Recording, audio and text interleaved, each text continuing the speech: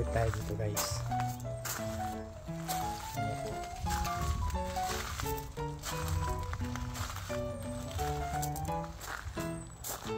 Ikot lang guys sa paligid.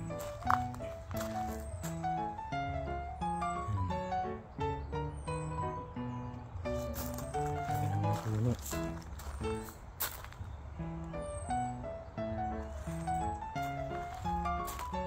Dito pa rin po tayo guys sa dati. Matagal na rin po kami hindi nakabalik dito eh. So paikot ko lang po kayo. Ito yung paligid. Ayan.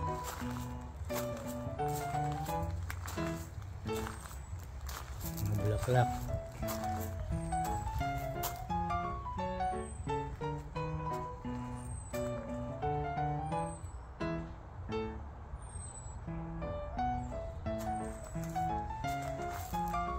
Ayan po, ito pinagkakang bulaklak guys. So.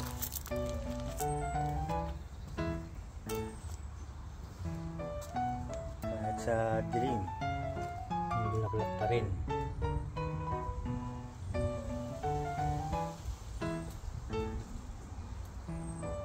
Nagkakaiba. Gusto kong umikot doon. Yan, tanong lang natin guys. Pwede tayo umikot. Hindi kayo, samahan niyo ako po guys. Ikutin natin paligid.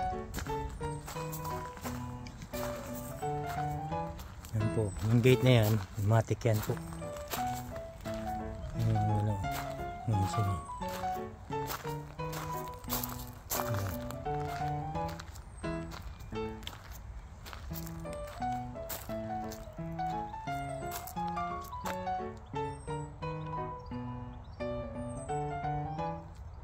Ayan, pasok tayo dito.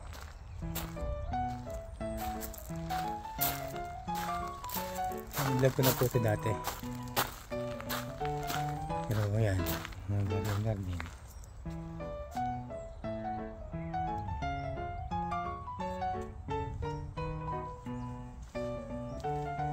Marami pong room to. Maraming kwarto itong mansion na to.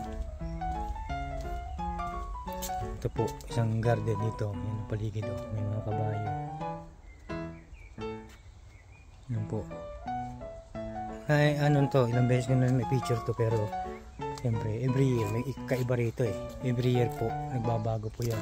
Pag summer na po, iba na yung iba't ibang bulaklak na ulit yung kapalit niyan. Kasi meron silang gardener dito eh. Yan po.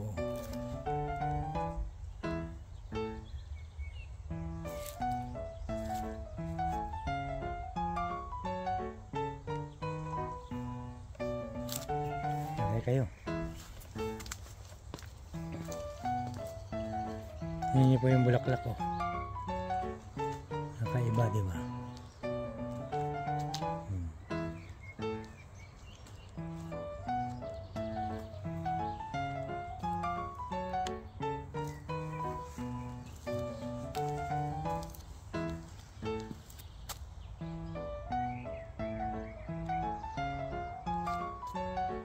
Yan, puro bulaklak din po yan, oh.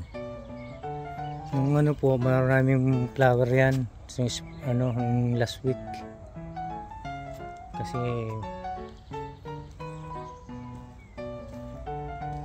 yan, may tennis court din po yan. Sa mga hindi pa po bago lang po sa channel ko. Ito po yung tinatambayan namin dati. Kasi mabait naman yung mga bossing dito. Hindi gumagana yung fountain.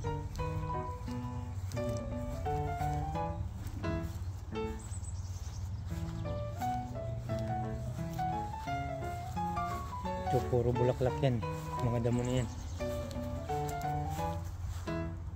Galing. Ang pavilion po yan. May indoor swimming pool yan sa likod. Mamaya puntahan po natin. Tennis court. Wala pa po masyadong bulaklak, hindi pa po eh, springtime. Ito, merong itong ano, isang room sa taas. Sa mga visitor din yan. May kitchen kompleto. Kusina.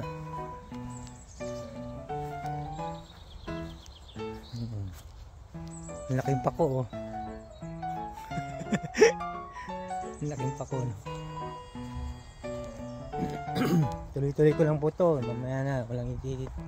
Ito po yung usa na hindi gumagalaw. Oh, di ba? Ito po yung daffodils. Yan yung patapos na ang season niya. Oo. Yung nakaraan yan yun. Yan yung mga kabayo nila, oh. Yan po ay nasa New Forest yan. Lumalabas po yan. Ngayon lang nakakulong dito sa Quadra. Yan mga kabahay, mga mayayaman din dito sa kabilang bahay. Po. Tignan nyo po yung ano, mga puno. Ang laki. Yan nyo po yung ano, yung mansion. Dito po kasi yung sa mga hindi pa po nakapanood, dito po ang history ng Alice in Wonderland. Kung alam niyo po yung history nila nasa books, dito po siya. Dito siya pinanganak sa lugar na to. Yun po yung kubo na ipakikita ko sa inyo. Yun po yung nandun yung mga memorabilia niya. Yung Alice in Wonderland.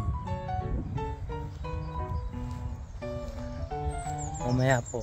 Ito naman po, pang ano yan, bisita yan. Bago lang po to. Siguro 3 years ago nagawa ito. Pag ano po talaga sa amin dito, guys, ano talaga to, punong-puno ng bulaklak. Iba't ibang bulaklak. Sa ngayon po, ano pa lang, magsisumpungan pa lang yung mga bulaklak po. Sisibol pa lang. Tingnan nyo po. Ayan pa lang gumikilos yung mga gardener.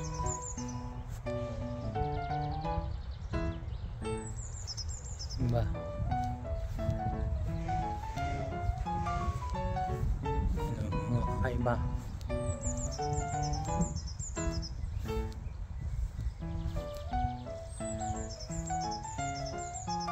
Malaki po ito, maraming room to sa taas, sa loob.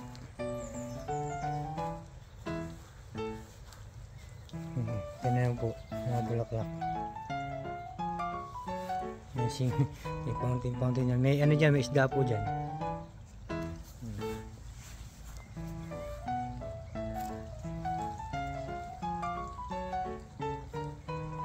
Mabait naman yung mga may-ari nito.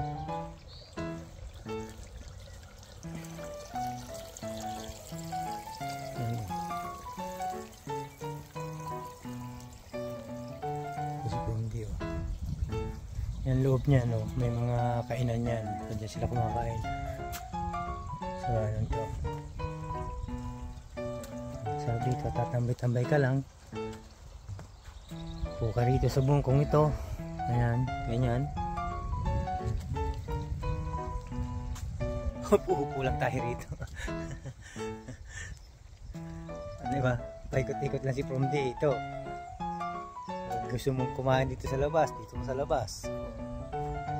Diba? Ganyan lang talaga.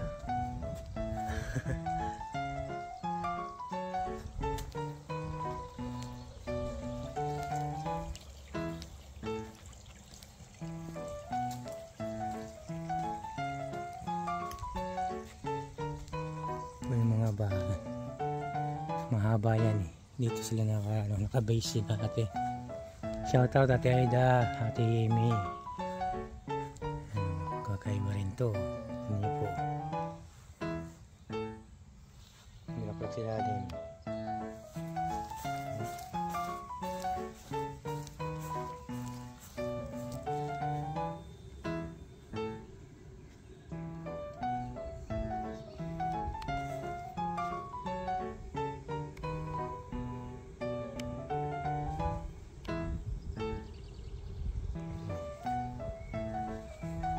Makikita ko sa inyo yung leaves or sa atin ay laurel. Ayan po ay puno ng laurel. Ayan po. Makikita ko sa inyo. Ayan. Ayan pong green laurel po yan. Kaya walang problema kung pagka-adobo ka.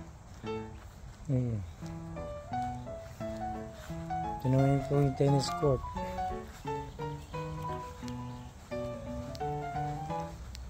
Kasi